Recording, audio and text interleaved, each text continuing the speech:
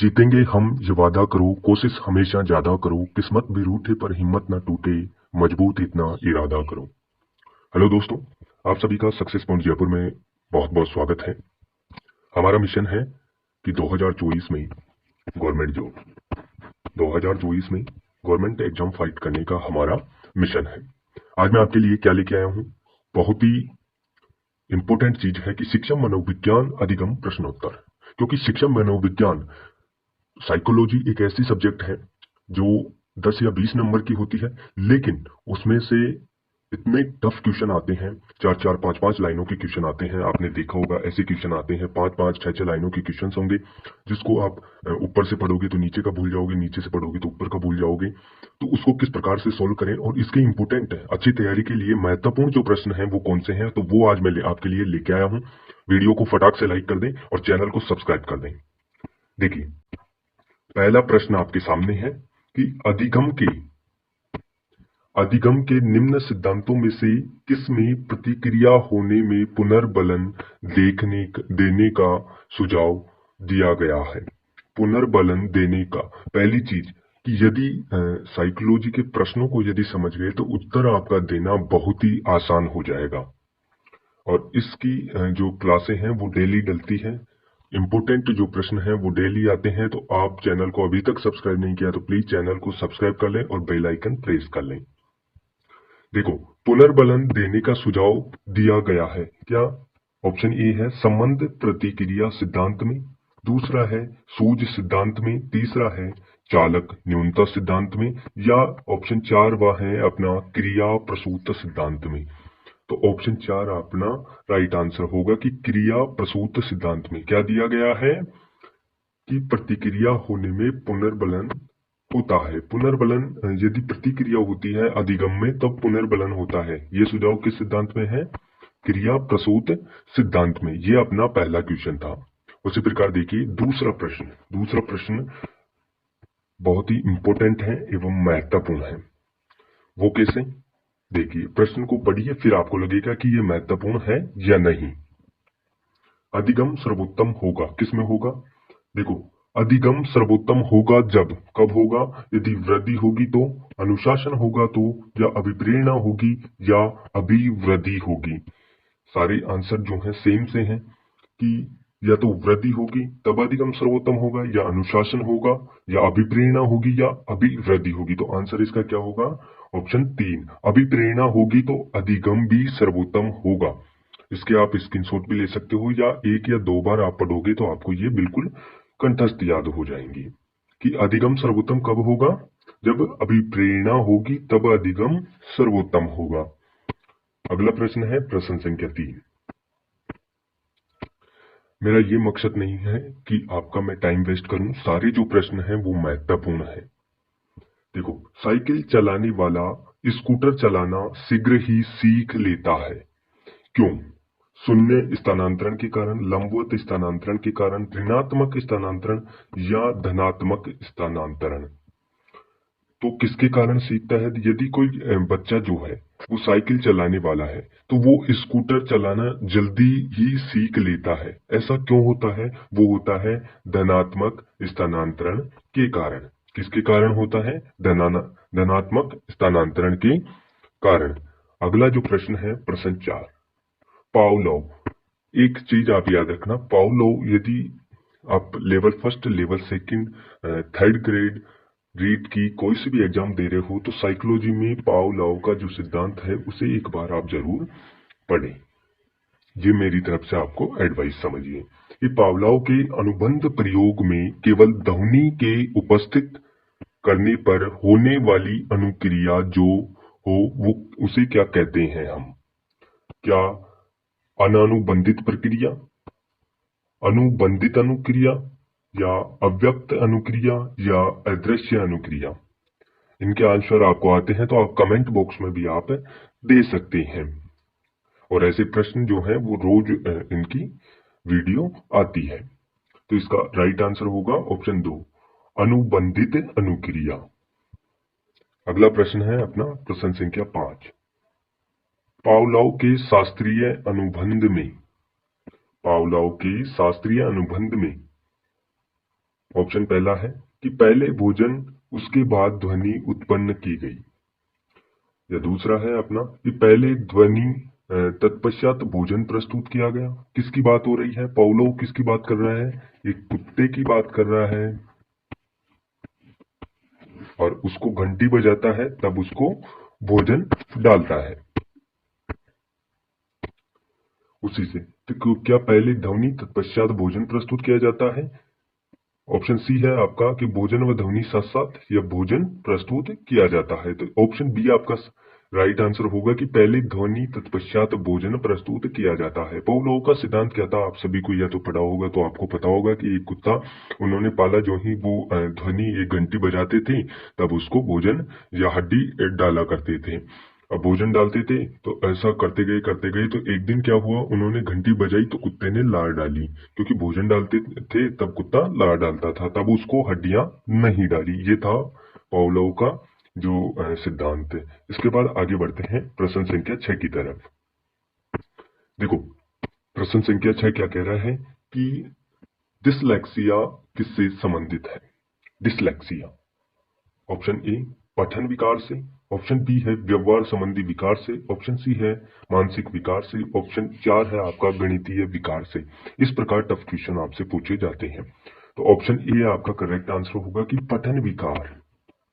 पठन विकार की मैंने जो विकारों की वीडियो बना रखी है, आप चाहे तो डिस्क्रिप्शन में या तो लिंक मिल जाएगा, नहीं तो आप एक बार चैनल पर जरूर विजिट करें, वहां पर आपको अच्छी अच्छी टॉपिक्स की वीडियो मिल जाएगी। उसके बाद देखिए अगला प्रश्न हमारा लर्निंग इंपोर्टेंट एजुकेशन है, वो देखिए आप। प्रश्न 7 है, इस प्रकार के प्रश्न आपसे पूछेंगे। वाइगोत्स्की बच्चों के सीखने में निम्नलिखित में से किस कारक की महत्वपूर्ण भूमिका पर बल देता है? कि बच्चे सीखते हैं, लेकिन किसके कारण सीखते हैं, उनमें कौन सा कारक महत्वपूर्ण है? क्या आनुवंशिक कारण महत्वपूर्ण है, या नैतिक है, या शारीरिक है, या सामाजिक है? तो वाइगोत्स्की ने हमेशा एक चीज याद रखना, समाज पर बल दिया है कि मनुष्य जो है समाज में रहता है तो समाज का प्रभाव मनुष्य पर अवश्य पड़ता है। तो समाज से यदि वाइगोत्स्की आए तो आप समाज को याद रखना। उसी प्रकार ऑप्शन 4 आपका राइट आंसर होगा कि सामाजिक। अब थांडाई आ गए हैं। थांडाई भी एक महत्वपूर्ण विचारक है। साइकोलॉजी आप पढ़ते हो तो साइकोलॉजी में थांडाई का एक प्रभाव का नियम चलता है।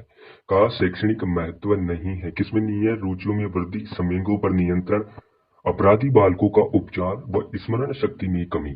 ऑप्शन 4 है कि स्मरण शक्ति में कमी। यहाँ पर प्रभाव जो है वो किसके प्रभाव का जो नियम है वो किस पर होता है? कि स्मरण शक्ति में कमी। आगे बढ़ते हैं। अगला प्रश्न है प्रश्न संख्या 9, फटाफट करवा रहा हूं कि अनुभवों द्वारा व्यवहार में परिवर्तन होना ही अधिगम है। अधिगम की यह परिभाषा किसने दी? बर्नहॉस्ट ने, ई ए पील ने, गेट्स व अन्य ने, और एक स्किनर ने। राइट आंसर होगा गेट्स व अन्य। इसमें एक चीज याद रखना, क्रो एंड क्रो, आपने कहीं पढ़ा होगा क्रो एंड क्रो, तो इसको तो आप रट लो, ये समझ लो कि क्रो एंड क्रो ने जितनी भी अधिगम की परिभाषाएं दी है, लर्निंग की जो परिभाषाएं दी है इन्होंने, तो उसको तो आप जरूर याद कर लेना। क्यों? क्योंकि जो परिभाषाओं से संबंधित प्रश्न भी पूछे जाते हैं। अगला प्रश्न है प्रश्न संख्या 10 कि निम्न में से कौन सा कारण प्रशिक्षण के स्थानांतरण में मदद नहीं करता? प्रशिक्षण के स्थानांतरण में मदद नहीं करता। ऑप्शन ए इच्छा शक्ति, ऑप्शन 2 है उचित वातावरण, ऑप्शन सी है परिपक्वता, ऑप्शन 4 है अपना थकावट। तो राइट आंसर होगा ऑप्शन 4 थकान व थकावट। आगे बढ़ते हैं 11वां क्वेश्चन। देखिए 11वां क्वेश्चन किस प्रकार का है, बड़ा प्यारा प्रश्न है, इसको समझने पे जोर दीजिए। नीचे अधिगम के सिद्धांतों व प्रतिपादकों के जोड़े दिए गए हैं, कौन सा कथन जो है वो गलत है? तो यहाँ पर आपके 3 प्रश्न क्लियर हो जाएंगे। देखो पहला जो है वो गलत है, अनुकूलन, अनुबंधन, अनुक्रिया वुल्फ्रेड एवं रीड ने ये नहीं दिया था। इसके बाद देखो अंतर्दृष्टि सूझ सिद्धांत, ये किसने दिया था? वर्दीमर एवं कोहलमर ने। उद्दीपन अनुक्रिया सिद्धांत किसने दिया? थांडाई ने। पुनर्बलन सिद्धांत किसने दिया? स्किनर एवं हल ने। तो इसको आप स्क्रीनशॉट भी ले सकते हो। एक मिनट रेजर कर देता हूं, आप इसको लिख भी सकते हो। आगे बढ़ते हैं। प्रश्न संख्या 12 है। प्रश्न संख्या 12 क्या कह रहा है कि अधिगम से संबंधित मनोविज्ञान की विचारधाराओं एवं उसके प्रतिपादकों में कौन सा जोड़ा सही है? व्यवहारवादी, वाटसन एवं गुथरी। ऑप्शन बी है फैकल्टी मनोविज्ञान, वुल्फ एवं रीड।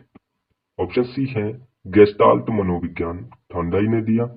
या ऑप्शन 4 है पुनर्बलन, हल व स्किनर। तो अभी मैंने आपको थोड़ी देर पहले बताया था थांडाई ने कौन सा सिद्धांत दिया, ऐसा भी आपसे पूछा जा सकता है। तो इसका राइट आंसर क्या होगा? अपना 3 होगा कि ये जो विचारधारा का जो है जोड़ा वो सही नहीं है। आगे बढ़ते हैं। प्रश्न संख्या 13 है। क्या कह रहा है देखिए, बड़ा लंबा प्रश्न है कि जिस प्रक्रिया में व्यक्ति मानव कल्याण के लिए परस्पर निर्भर रहकर व्यवहार करना सीखता है वह प्रक्रिया क्या कहलाती है? सामाजिकरण, भाषा विकास, व्यक्तिक मूल्य या सामाजिक परिपक्वता। बताइए क्या कहलाती है? तो वो कहलाती है सामाजिकरण। आगे बढ़ते हैं। प्रश्न संख्या 14 है। क्या है कि मनोविश्लेषणवादी सिद्धांत के प्रतिपादक कौन है? बताइए। मनोविश्लेषणवादी आधे तो ये साइकोलॉजी में सिद्धांत चलते हैं और उनके प्रतिपादक। ऑप्शन 1 केटल, ऑप्शन 2 है आल्पोर्ट, ऑप्शन 3 है फ्राइड, ऑप्शन 4 है साइमन बीने। तो ऑप्शन 3 फ्राइड सही है। मनोविश्लेषणवादी सिद्धांत किसने दिया? फ्राइड ने दिया। ये तो आप किसी से पूछ लो, बिल्कुल इजी आंसर होगा। इसके बाद अगला है। अगला क्या है देखिए कि शिक्षण अधिगम प्रक्रिया को प्रारंभ करने से पहले एक कुशल अध्यापक को क्या करना चाहिए? बताइए। क्या छात्रों को दंडित करना चाहिए? बिल्कुल नहीं होगा। या चुटकुले सुनाने चाहिए? कोई तार्किक बात नहीं है। ऑप्शन 3 अधिगम परिस्थितियां उत्पन्न करनी चाहिए। अधिगम का मतलब सीखने की परिस्थितियां उत्पन्न करनी चाहिए कि बच्चा कैसे सीखेगा। उसकी परिस्थितियां उत्पन्न करोगे तो बच्चे अपने आप ही सीखने के लिए उत्सुक होंगे और पढ़ने के लिए उत्सुक होंगे। इसके बाद अगला जो हमारा प्रश्न है 16 की एलेक्सिया क्या है? बताइए एलेक्सिया क्या है? पहले पूछा था डायलेक्सिया, अब एलेक्सिया क्या है? पढ़ने की अक्षमता, लिखने की अक्षमता या सुनने की अक्षमता या सीखने की अक्षमता। तो एलेक्सिया क्या है? सीखने की अक्षमता। याद रखना इसको, इंपोर्टेंट है। बताइए कि एलेक्सा क्या है? सीखने की अक्षमता। बहुत ही महत्वपूर्ण प्रश्न है। अगला प्रश्न है प्रश्न संख्या 17।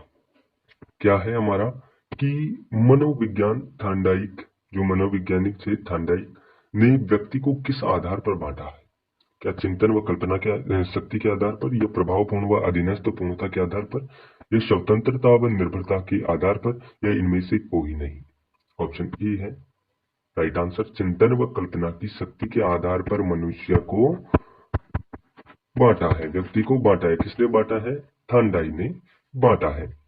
अगला प्रश्न है अधिगम के शास्त्रीय अनुबंधन सिद्धांत से संबंधित है कि शास्त्रीय अनुबंधन सिद्धांत उससे कौन संबंध है? तो ये सिद्धांत किसने दिया? थांडाई ने दिया, स्किनर, कोहलर या पावलोव? पावलोव, याद रखना पावलोव। ये तो आप सभी को पता है। शास्त्रीय अनुबंधन सिद्धांत जो हमने दूसरे या तीसरे प्रश्न में उसका जिक्र किया था। आगे बढ़ते हैं। पियाजे, जीन पियाजे। जीन पियाजे जो है महत्वपूर्ण विचारक। जीन पियाजे का संज्ञात्मक विकास के चरणों के अनुसार इंद्रिय गामक अवस्था किसके साथ संबंधित है? ऑप्शन ए अनुकरण, स्मृति एवं मानसिक निरूपण। ऑप्शन बी है तार्किक रूप से समस्या समाधान की योग्यता।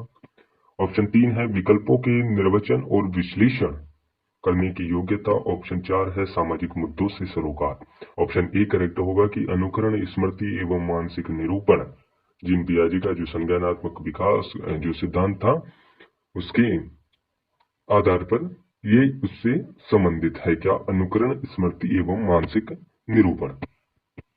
प्रश्न संख्या 20। देखो, पियाजे के अधिगम के संज्ञानात्मक सिद्धांत के अनुसार वह प्रतिक्रिया जिसके द्वारा संज्ञानात्मक संरचना को संशोधित किया जाता है वो क्या कहलाती है? या प्रत्यक्षण है, या समायोजन, या समावेश, या स्कीमा? बताइए। Option 4 schema. क्या है? स्कीमा। याद रखना, इस प्रकार से प्रश्न पूछे जाते हैं। यदि गणित का अधिगम भौतिकी के अधिगम में सहायक हो तो यह क्या है?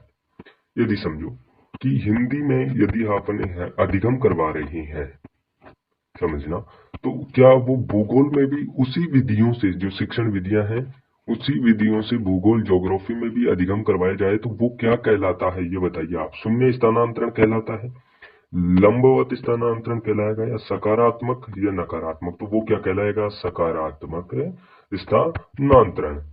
आगे बढ़ते हैं। अगला प्रश्न है प्रश्न संख्या 22 कि पावलोव के अनुबंधन के प्रयोग में भोजन के पूर्व उपस्थित ध्वनि को क्या कहते हैं? बिल्कुल इजी क्वेश्चन है। अनुबंधित उद्दीपक क्या कहते हैं? ये पहले भी आ चुका है। अनुबंधित उद्दीपक, उद्दीपक।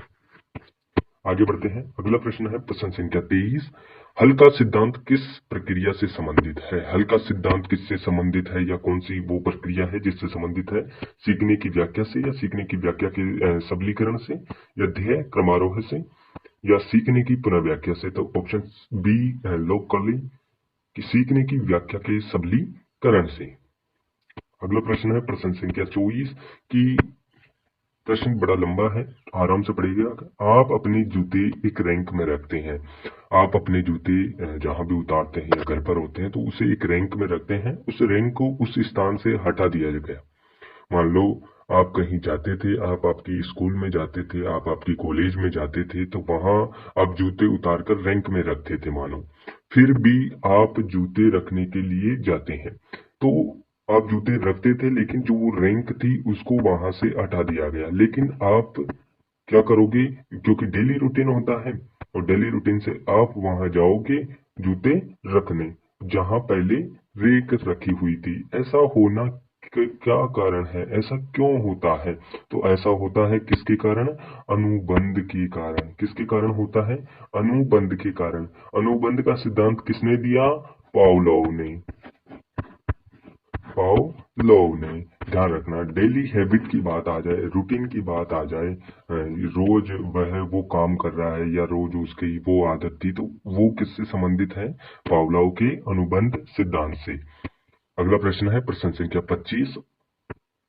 ये क्या है कि अभिक्रमित अधिगम सामग्री में व्यक्ति विभिन्नता को ध्यान में रखा जाता है। इसकी पुष्टि इस बात से होती है कि विद्यार्थी अपनी गति से सीख सकते हैं, सामग्री बहुत रोचक होती है, या सामग्री को आसान ढंग से प्रस्तुत किया जाता है, या सामग्री बहुत आकर्षक होती है। तो राइट आंसर होगा ए कि विद्यार्थी अपनी गति से सीखते हैं। किससे सीखते हैं? अपनी गति से सीखते हैं। तो ये थे 25 प्रश्न मनोविज्ञान से संबंधित, अधिगम से संबंधित। अगला जो हमारा टॉपिक होगा यही होगा शिक्षा मनोविज्ञान, और उसके भी 25 जो क्वेश्चन है वो अगले वीडियो में आपको मिलेंगे। इसी तरह बहुत ही महत्वपूर्ण और इम्पोर्टेंट प्रश्न। मेरा ये मकसद नहीं है कि मैं आपका टाइम वेस्ट करूं, क्योंकि समय जो है बहुत ही मूल्यवान है, और मैं भी यही कामना करता हूं कि आपकी जो जॉब है वो जल्दी लगे, और आपको मेरे वीडियो से कुछ नॉलेज आपको प्राप्त हो। और आप चैनल पर नए हो तो प्लीज चैनल को सब्सक्राइब कर दें और वीडियो को लाइक शेयर जरूर करें।